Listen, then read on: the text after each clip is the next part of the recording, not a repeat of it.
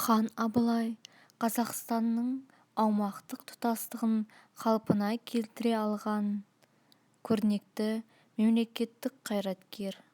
Ол ел билеген кезде мемлекетте айтарлықтай өзгертулерді жүзеге асырды. Хан Абылай барша қазақ даласында беделі талассыз болған соңғы қазақ ханы. Абылай хан қазақ ордасының ханы, қазақ мемлекетінің тарихындағы аса көрнекті мемлекет қайраткері. Арғы тегі жошы хан, бергі бабалары қазақ ордасының негізін салған әз Жәнібек. Одан соң еңсегей бойлы ер Есім хан, салқам Жәңгір хан. Абылай Жәңгір ханның 5-ші ұрпағы. Жәңгір ханның Уәлибақы, Тәуке деген 2 ұлы болады. Жәңгір қайтыс болып таққа Тәуке отырғанда Уәлибақы хандыққа өкпелеп Үргенішті билеген нағашы атасы Қайып ханның қолына барады. Уәлибақының баласы Абылай жекпе-жекке шыққанда жауы шақ келмейтін батыр болып Қанішер Абылай атаныпты. Осылай Абылайдан көркем уәли туады. Оның баласы Әбілмансұр Ақтабан шұбырынды жылдарында жетім қалып, Үйсін Төле бидің қолына келеді. Аш жалаңаштықтан жүдеген, өңіне өсіп кеткен шашына қарап, Төле би оған Сабалақ деп ат қойып, түйесін бақтырады. Әбілмәмбет төренің жылқысын да бағады.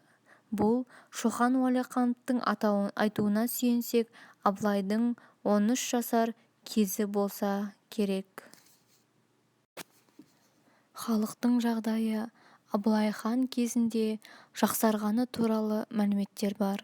Орта жүзде болған тау-кен инженері Шангиннің 1816 жылғы жазбалары бойынша Абылай хан тірі кезінде көне заңдылықтар қатаң бүге-шігесіне дейін орындалды. Кез келген ұсақ-түйек қылмыс үшін жауапкер міндетті түрде жазаланды. Қазақтар арасында барымта деген болмады.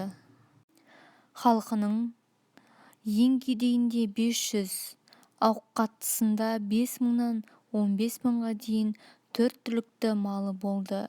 Мемлекеттік мүдде үшін Абылай алым-салық жинатқан қазақ билеушілерінің бірі. Абылай хан 1762-1763 жылдары Іле өзені бойында диқаншылық жасауға әрекет етті. Есіл өзені бойында Абылайдың айтуымен егіншілік бастау алғаны жөнінде хабарлар бар. 1763 жылы шекарадағы орыс әкімшілігіне хат жазып, егіншілікті білетін мамандар сұрап, Петропавл қаласына таяу жерде егін екпекші болды. Орыс әкімшілігі тарапынан ешбір көмек болмаған соң, өз адамдарымен егін еккені туралы деректер бар. Халықтың тұрмысын жақсартуды, көршілерді тонау, талдаудан емес, ел аралық сауда қатынастарын бастаған Бұхара, Қоқан, Хиуа хандықтарымен Жоңғар хандығымен айырбас сауданы жөнге қойды. Ұрлық-қарлыққа қатаң тыйым салды. Шетелдік сауда керуендерінің аман келіп қайтуын қатты бақылаған. Алғашқы жылдардың өзінде Абылай Шұбаркөл бекінісінде, кейін Ор, Петр, Ағзам, Семей, Кереку бекіністерінде, Қытайдың Үрімші өлкесінде айырбас сауда орындарын ашуға тікелей ынтагер болды.